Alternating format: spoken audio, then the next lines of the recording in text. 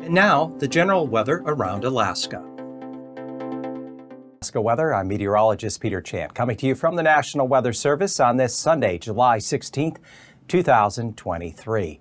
And I want to remind you, we're still in a public comment period for the transition from the Alaska Weather Show, which was supported by Alaska Public Media as a traditional broadcast. They were our partner. And now we are doing it solo on YouTube.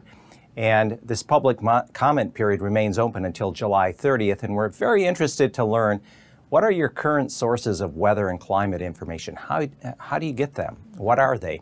And what additional weather information would you like that is currently unavailable to you?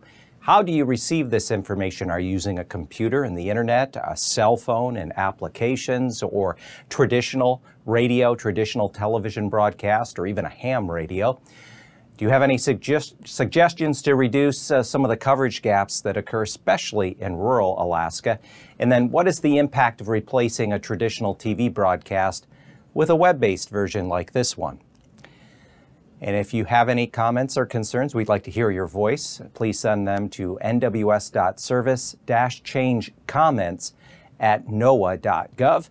And if you have any other questions, please reach out to Carrie.Haisley@noaa.gov and Donald.Moore@noaa.gov. And if you'd like additional weather information on top of this broadcast, you can go to weather.gov. That is the National Weather Service's online presence. It'll bring you to a map of the continental U.S. with Alaska and Hawaii to the lower left. On the weather map this Sunday afternoon, Hawaii has a tropical storm watch for the outer waters. There is a tropical storm in the Pacific named Kelvin that could impact the outer waters there surrounding Hawaii.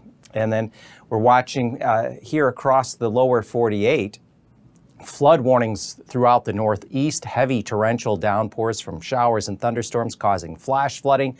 We have the gray areas, poor air quality from the smoke from the wildfires in Canada, and then we have heat advisories in orange and excessive heat warnings in this kind of magenta color. Places in Arizona and California have seen air temperatures above 110 to near 120 degrees. Death Valley temperatures mid and upper 120s. That's the air temperature. So this excessive heat is just going to persist beneath this massive ridge of high pressure, this heat dome that's just causing the west, especially the interior southwest there, to bake.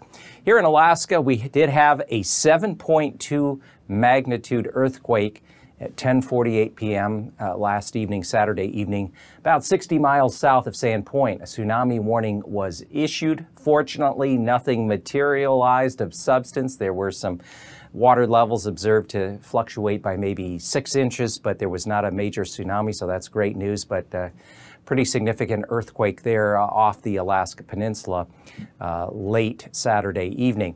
The weekend rains are going to gradually subside, especially across south central areas, but rivers continue to rise with swift flows. This is the peak of the recreation season with the fishing and things going on, so be very careful if you're going to be doing any sort of wading or boating in these areas, especially on the Susitna, Matanusk, or Kenai rivers. Now, Suicide Basin, the glacial lake dam, is still filling with meltwater there near Juneau, and it has yet to release. So the Weather Service office there in Juneau will continue to monitor the progress of that glacial lake dam filling. And we are anticipating warmer temperatures in the week ahead, especially the latter half of the upcoming week into next weekend and the following week. Temperatures are going to warm across the mainland, and especially in areas that have been cooler than normal much of this spring and summer. I'll show you that toward the end of the segment, but in the meantime, Sandpoint, they did experience that earthquake late yesterday evening, is enjoying partial clearing in the wake of a trough that swung through their temperature at 54 degrees. Skowentna, up along the west side of the Susitna River Valley, is still seeing rain and low cloudiness, though the ceilings are starting to break up a bit. Rains become more showery in nature, and conditions there should gradually start to dry out as we head into tonight and especially on Monday. Well, of course, the surge of moisture that came into southwest and south central areas has really put a damper on the fire season. We've really been off to a super slow start, one of the lowest amount of acreage burned so far on record. We do have a little higher fire danger in parts of the middle upper Tanana Valley and back toward the Yukon Flats. This will likely be increasing in the week ahead as we get a little drier, warmer temperatures. Plus, there's going to be a threat of some thunderstorms here along the Alcan border and up along areas of the Yukon Flats as we go into tomorrow, Monday afternoon and evening. And I'm sure it will be repeated as we go through the next several days as temperatures continue to warm across first the east central interior. Then that warmth is going to kind of build southwestward in the week ahead and next weekend. I wanted to show the satellite image. It's a little harder to see Alaska. Here's the Alaska outline. Here's all the moisture coming on up into the west side of the Gulf. We do have some clearing, as I showed you there, off on the Pacific side of the Alaska Peninsula. And then we have some clearing along the Alcan border. These are thunderstorms popping up across areas of British Columbia and on up into the interior of Yukon.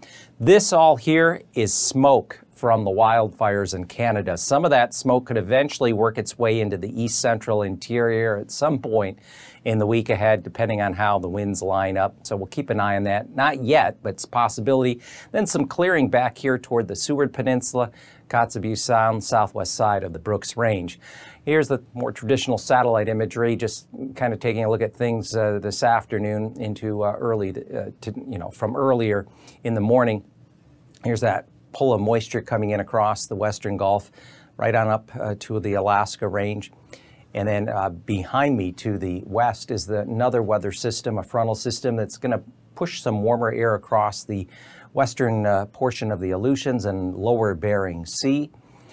And other than that, those are going to be the two main weather features coming up here the next couple of days. So here's one low sitting just east of Kodiak City over the western Gulf. Another weak low back up here toward the southwest interior, near just west of McGrath. And then a trough extends across just north of the Alaska range.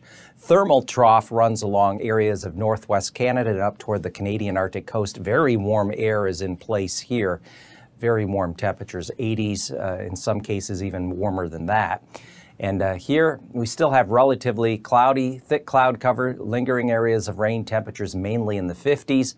So by late tonight, early on Monday morning, we still have weak low pressure there east of Kodiak Island in the western Gulf. That feature is going to just kind of slide out more toward the lower central portion of the Gulf. And eventually this trough will rotate on up toward the Panhandle, which will bring areas of the Panhandle some scattered showers. Now, at least this Sunday, the Panhandle has had rather a marine layer that's been stubborn from around Yakutat down to Sitka, and that's kept temperatures down there, whereas other places have had a little smidgen of sun. It's been up near 70 around Skagway. Otherwise, back here through the western interior, some sunshine on Tuesday. This is the former front kind of weakening trough coming into the west side of the state here later Tuesday into early Wednesday. But otherwise, the weather pattern overall is going to be improving across south central, not as wet, and a little bit of drying here as we get into early parts of the week. Temperatures tonight, Monday morning, 50s across the Panhandle. That'll be the case here. Most south central, a few areas could dip into the upper 40s. Temperatures recover generally into the 60s across the Panhandle on Monday afternoon. We could see 70 at Talkeetna, McGrath, and on over toward Glen Allen. Tuesday morning lows generally again in the 50s, low mid-50s in the Panhandle, 50-ish to 54, 55 throughout much of south central, and temperatures will start to warm a little bit. Tuesday will be one of the drier days we see here coming up across south central, at least early in the week, with temperatures getting back up in the 70s, maybe squeaking out 70 at Talkeetna and Glen Allen. But back further west of the Alaska Range and north of the Alaska Range, temperatures are going to be warming. I'll show you that coming up here next. Lows generally above 50 along the Yukon River, mid-upper 30s along the Arctic coast, 40s as we go down along the Chukchi coastline and through the Bering Strait. Temperatures could get up into the lower 80s across the Yukon Flats on over toward the Alcan border, with some 70s starting to work their way further west-southwestward toward Galena, McGrath. And then on Tuesday morning, you can see a low near 60 in the Yukon Flats and getting back up above 80 there at Fort Yukon. And notice temperatures starting to warm, getting some 60s showing up here along the north slope, also around Kotzebue Sound, maybe 70 working its way down through the Kuskokwim and lower portion of the Yukon Basin. Monday morning lows, so still upper 40s, near 50 across the southwest interior, mid-upper 40s along the Aleutians and Alaska Peninsula. Monday afternoon, still coastal areas in the 50s, but some 60s starting to reemerge as the cloud cover lifting, actually a little bit of clearing dropping in, and with that clearing, could see temperatures at or a bit above 70 as we go up the Yukon River, and certainly getting up along the Kuskokwim, middle upper Kuskokwim Basin. Temperatures back up toward Dutch Harbor around 60 or so for a high on Tuesday. And here's the good news. The temperatures look to warm as we get through next weekend and the following week. But even in the week ahead, we're going to see temperatures, warmer temperatures, kind of retrograde, work their way back up along north and west of the Alaska Range.